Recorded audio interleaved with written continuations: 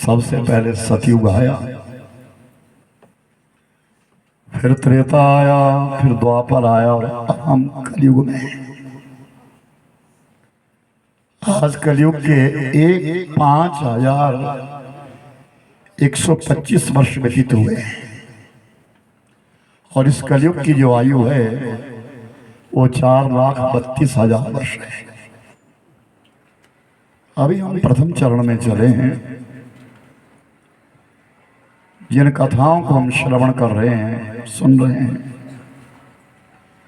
वो पौराणिक कथाएं हैं जो सदग्रंथ सामने रखा जाता है, जिसके सामने हम नतमस्तक हो जाते हैं।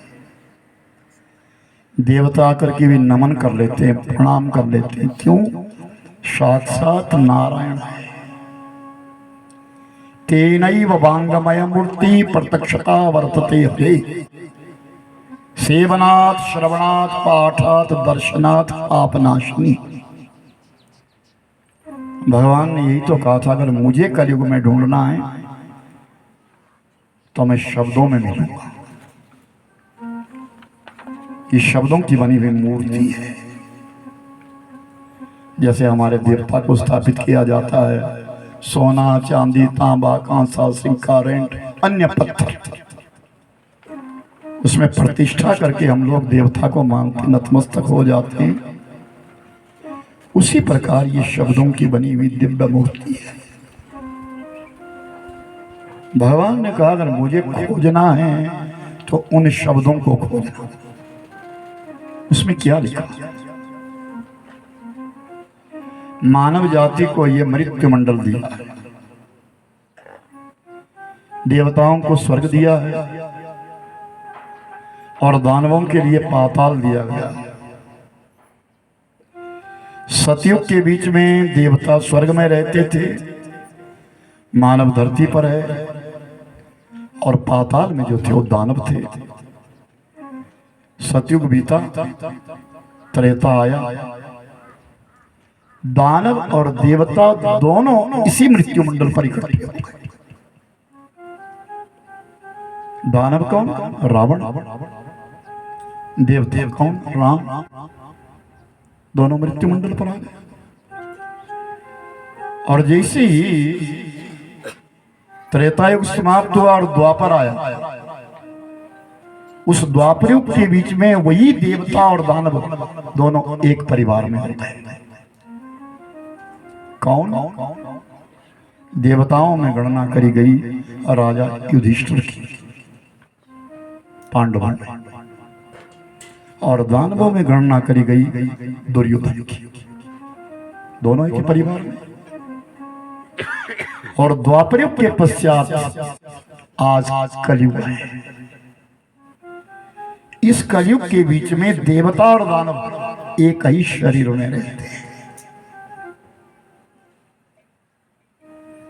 अब ये खोज हमारी है कि मेरे शरीर में देवता कब है या मेरे शरीर में दानव कब है। अगर मैं कोई दैवी कर्म करता फिर तो मेरे शरीर के अंदर देवता बसे, और अगर मैं कोई मानवीय कर्म नहीं कर रहा हूं, पाप मार्ग पर चला हूं, दुष्कर्म कर रहा हूं, दूसरे को पीड़ा दे रहा हूं, तो मेरे अंदर दानव प्रवृत्ति आ गई है। इस जीवन में कौन पहचान सकता है कि मैं कितना सच हूं, कितना झूठ? भगवत गीता के अनुसार सिर्फ दो है जो हमारी सच्चाई को जानते हैं, केवल दो, और कोई नहीं। कौन? एक परमात्मा और दूसरी हमारी आत्मा। हम जानते हैं या परमात्मा जानता है? पत्नी का पता पति को नहीं है, पति का पता पत्नी को नहीं है, भाई का भाई को नहीं है, किसी को भी नहीं। सिर्फ अपनी आत्मा को पता है और उस मालिक को पता है। दिवंगत आत्मा के लिए हम श्रद्धांजलि देने के लिए यहां बैठे। ये भागवत श्रावण श्रद्धांजलि के रूप में वो दिवंगत आत्मा जो हमारे बीच में नहीं रही, जिसे पाल पोस करके बड़ा किया गया, पढ़ाया लिखाया और हमको छोड़ करके चली गई। मैंने कहा ना, ये ऋणबंधु संसार है। जिसका हमने कुछ खाया है वो हमको कर्ज लौटाना है। आज आप लोग सांस सांस से एकत्रित हो रहे हैं। शादी विवाह हो तो तू मुझे बुलाए तो मैं तुझे बुलाऊं, उसको व्यवहार कहते हैं। लेकिन कथा में नहीं। कथा में तो ऐसा कहा गया कि जहां जहां तक आवाज जा रही है वो सब लोग इस कथा को सुन। हम आप ही लोग नहीं, पशु पंखी भी इस कथा को सुन रहे हैं, ये पेड़ पौधे भी इस कथा को सुन रहे हैं, ये धरा धरती भी सुन रही है, क्योंकि इन पहाड़ों की भी योनि है। 84 लाख योनियों में इन पहाड़ों की भी गणना है। और ये तो देवभूमि है, यहां तो सचमुच देवता है। मैंने तो पहले भी कहा, 2 बात अगर इस पहाड़ से चली जाए, निकल जाए ना, तो यहां इंसान नहीं, यहां देवता रहते।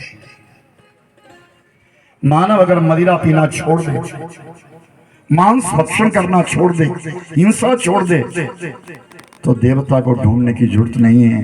यहां हर इंसान देवता है। सबके मन पवित्र है, पावन है। तामस बुद्धि तो केवल आहार देता है। हम खाते क्या, हम रहते कैसे? भागवत जी कहते हैं, शतम विहाय भोक्तव्यं सहस्रं स्नानमाचरेत्, लक्ष्यं विहाय दातव्यं कोटि त्यक्त्वा हरि भजे। भोजन बन जाए तुम्हारी रसोई में तो 100 काम छोड़ करके पहले भोजन करो। शतम भी आया वक्त, भोजन को टालो मत। ये मत कहो कि मैं आ रहा हूं, रुको। नहीं, तुम्हें आवाज आ गई, चलिए भोजन करो, तो 100 काम छोड़ करके शतम भी आया वक्त, सहस्रम स्नान आचरित, 1000 काम छोड़ करके नित्य स्नान करो। तुम्हारे लिए हजारों काम है, चाहे हजारों काम छोड़ करके स्नान नित्य करो। लक्ष्यम भी आया दातव्य, 1,00,000 काम छोड़ करके दान करो। जितना तुमसे बने, जहां तुमसे बने, गरीब को, अनाथ को, आश्रित को, जहां तुमको अच्छा लगता है। लक्ष्यम विहाय दातव्य और कोटि त्यक्त्वा हरि भजे, 1 करोड़ काम छोड़ करके उस प्रभु का नाम लेना चाहिए, भजन करना चाहिए। जो आपका अपना समय है वो प्रभाती है, जिसको अमृत कहते हैं, अमृत बेला है, ब्रह्म मुहूर्त, वो आपका निजी है, वो अपना है। आज इस पाश्चात्य सभ्यता में ढल करके लोग उस सारे समय के लिए अपने बच्चों को लगा देते हैं, उन्हें पढ़ाने के लिए, तैयार करने के लिए लगा देते हैं, और जो बहुमूल्य समय है उसको खो देते हैं। उसके पश्चात वो फिर भगवान को दूसरे नंबर पर रखते हैं। नहीं, हमें ईश्वर को एक स्थान देना है। सोने से पहले उस मालिक को याद करो, और प्रभात में सबसे पहले उस मालिक का नाम जप करो। कितनी बड़ी कृपा करी है प्रभु ने, हमको इंसान बनाया है। ना घोड़ा बना, ना खच्चर बना, ना गधा बना, और उसके बीच में भी मानव बने, सर्वांग सुंदर बने, सुन सकते हैं, देख सकते हैं, बोल सकते हैं, समझ सकते हैं, चल सकते हैं, फिर सकते हैं, सब कुछ है। और उसके बीच में एक उपलब्धि और है, क्या? अच्छे वर्ण में पैदा हुए। और उसमें बड़ी एक उपलब्धि, इस देवभूमि में आए, यहां जन्म लिया है, यहां शांति शांति और कुछ नहीं है। अब हमारे हाथ में, अब हम क्या कर रहे हैं? उस मालिक का शुक्रिया अदा कर रहे हैं या नहीं कर रहे हैं? आपके सामने देखो, बहादुर लोग नेपाल से आए, हम तो नहीं कहीं गए। हमारे हिमाचल प्रदेश का कोई भिखारी नहीं है। मैं पूरे हिमाचल में घूमता हूं, किसी भी मंदिर के बाहर हमारे हिमाचल का कोई भिखारी नहीं बैठा रहता है, जो भी है सब बाहर से है। आप लोगों के यहाँ इतने काम करने वाले हैं, सब बाहर से हैं, पसीना बहा रहे हैं, 400, 500, 700, 800 रुपए दिहाड़ी कमाने के लिए आए। हम कितने अच्छे हैं, हमें तो कोई कमी नहीं रखी। चलने को गाड़ी दे दी उस मालिक ने, खाने के लिए अच्छा दिया है, फल दिए हैं, मिठाइयां दी है, मिलने को आपस में तालमेल दिया है, अपने सगे संबंधियों के बीच में रह रहे हैं। उस मालिक ने हम पर ये कोई थोड़ी कृपा करी है, बहुत बड़ी कृपा है। इसलिए उस मालिक के विषय में अवश्य सोचिए, हमें उसका शुक्रिया अदा करना चाहिए। और हमारे पास एक ही तरीका है, उसका नाम जप कर लो, ईश्वर का चिंतन कर लो। गोस्वामी जी ने लिखा, कलियुग केवल हरि गुण गाय, कलियुग केवल हरि गुण गाय, जो चाहसी मन वो फल पावा, जो चाहसी वो फल पावा। श्री राम जय राम जय जय राम, श्री राम जय राम, जय जय राम। हाँ, श्री राम जय राम, जय जय राम। श्री राम जय राम, जय जय राम। कलियुग केवल हरि गुण गाय, कलियुग केवल हरि गुण गाय। इस कलियुग में केवल हरि का नाम जप करो, जितना हो सके उतना नाम जपो, आदर से सम्मान के साथ उस मालिक का नाम जपो। अपना गृहस्थ का काम करो। हमें गृहस्थ मिला है। मैंने कल गृहस्थ की महिमा बताई थी कि तीनों ऋणों से पूर्ण यह गृहस्थाश्रम करता है। यहाँ आप रह रहे, जंगल में जाने की जरूरत नहीं है, भगवान गेरवा कपड़े पहनने की जरूरत नहीं है। जैसे हैं आप अच्छे हैं, अपने परिवार में रहो, अपने बच्चों के बीच में रहो, लेकिन हरि गुण गान करो। उस मालिक के लिए कम से कम 2 समय तो निकालो। अगर 2 समय नहीं तो 1 समय तो निकालो। कौन ऐसा भारतीय है जिसकी जीवा के ऊपर हनुमान चालीसा का पाठ ना हो? भूत पिशाच निकट नहीं आवे, महावीर जब नाम सुना। कहीं जाने की जरूरत नहीं है, किसी जानने वाले के पास जाने की जरूरत नहीं है। सुबह उठ, स्नान कर, हनुमान चालीसा का पाठ कर, नासे रोग हरे सब पीड़ा, जो सुमिरे हनुमत बलबीरा। तीन प्रकार के ताप है, दैविक, भौतिक, आदि भौतिक। संताप है, कोई पूर्व जन्म का किया हुआ दुष्कर्म है, कोई यहाँ अनजाने में कर्म हो जाता है जिससे पाप लगता है। लेकिन भगवान कृपया अपना मोबाइल बंद रखें।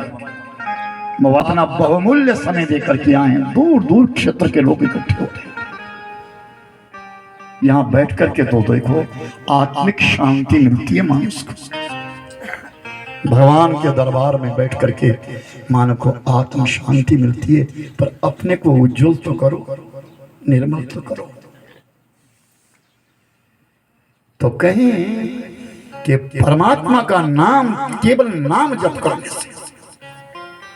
कल सृष्टि का वर्णन किया गया, ये सृष्टि कैसे बने, ये संसार कैसे बने। भगवान ने इस सृष्टि में आकर के सबसे पहले मनु अवतार दिया। मनु महाराज, विष्णु भगवान ने अवतार ले लिया मनु। लक्ष्मी ने अवतार लिया शतरूपा, उनकी धर्म पत्नी बनकर के आई। मनु और शतरूपा भगवान ने अवतार लिया है, सृष्टि को चलाना है, सृष्टि बनानी है। तो उन दोनों के दो संतानें हुई, प्रियव्रत और उत्तानपाद। राज्य जो दिया गया वो उत्तानपाद को दिया गया, बड़ा था। उस उत्तानपाद का विवाह हुआ, पत्नी का नाम है सुनीति। जैसा नाम वैसा व्यवहार होना चाहिए। हर नाम का अर्थ होता है, बिना अर्थ से कोई नाम नहीं है दुनिया में। नाम है सुनीति, और सचमुच में उसकी जो नीति है वो बहुत सुंदर है, बहुत अच्छी। 1 वर्ष के पश्चात उस सुनीति के गर्भ से एक पुत्र जन्मा। उस पुत्र का नाम ध्रुव रखा। क्या नाम रखा? आप जरा बोला करिए मुझसे, मैं पूछता हूं बारंबार, व्यासपीठ है, जरूर बोलना। क्या नाम रखा? हाँ, तो मुझे पता तो चले कि सुन रहे हो, कहीं ऐसा ना हो 3 घंटे वैसे ही बर्बाद हो रहे हो। नहीं, सुनो। नाम ध्रुव रखा। कहते हैं मां जो है निर्माता होती है, माता निर्माता होती है। अपने बच्चों को बनाने का बहुत बड़ा हाथ मां मांगता है, वो निर्माता होती है।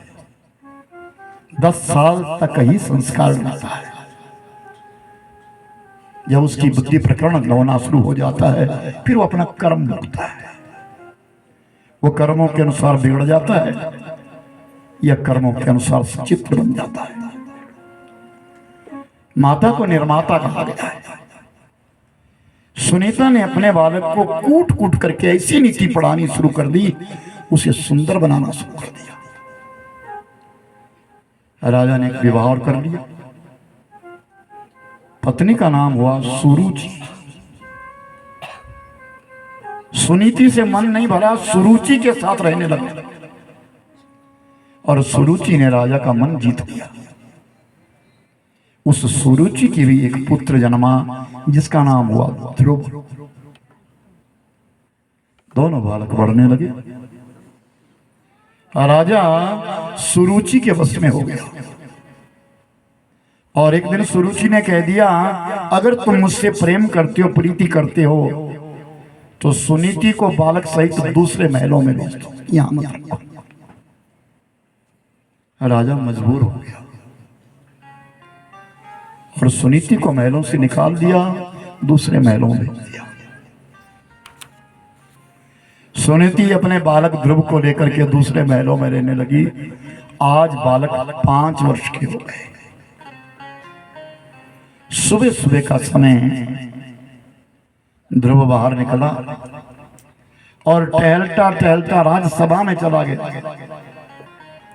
यहां सिंहासन के ऊपर राजा उत्तानपाद बैठे हैं, और उनकी गोदी में उत्तम है और साथ में बैठी है सुरुचि।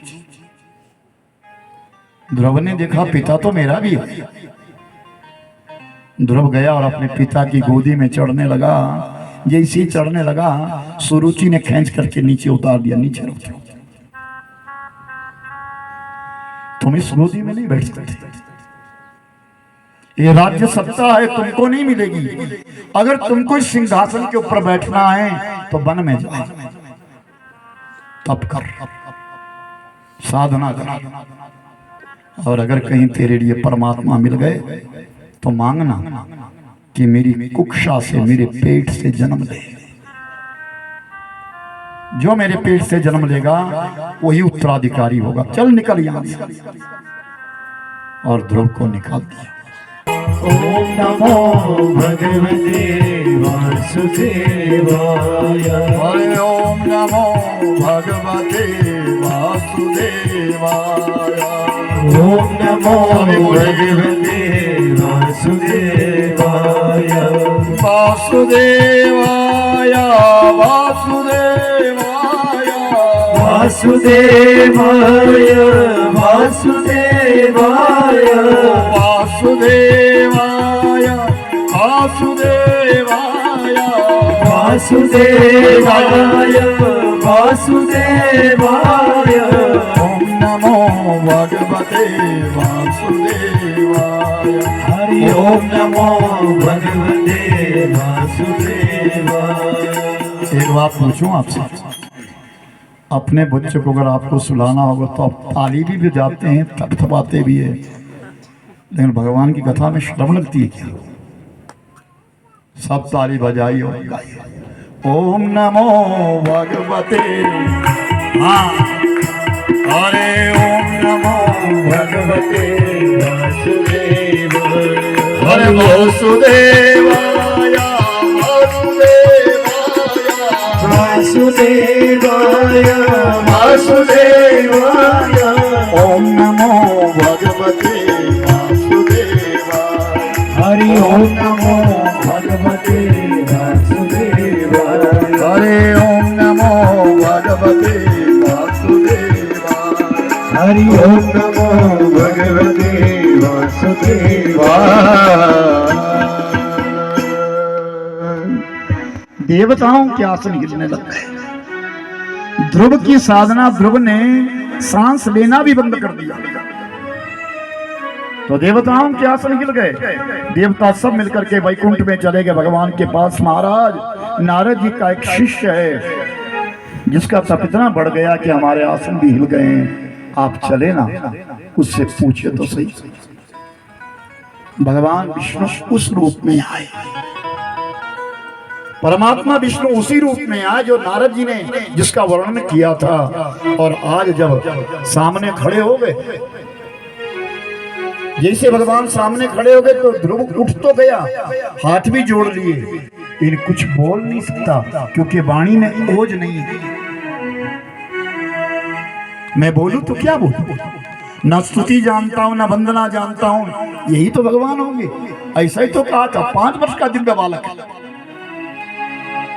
और भगवान ने जिस हाथ में शंख था, वो शंख ध्रुव के कपोल के साथ लगा दिया, गाल के साथ लगा दिया। जितनी भी संसार की विद्याएं थी वो सब ध्रुव के अंदर प्रवेश कर गई। कहते अगर किसी का बालक तोतलाता हो, स्पष्ट आवाज नहीं निकल रही हो, गूंगा हो गया हो, तो कहा जाता है शंख उठाओ, उसके सामने रखो, 1 साल तक वो शंख को बजाता रहे, फूंकता रहे, उसकी आवाज स्पष्ट हो जाती। इतना बड़ा शंख।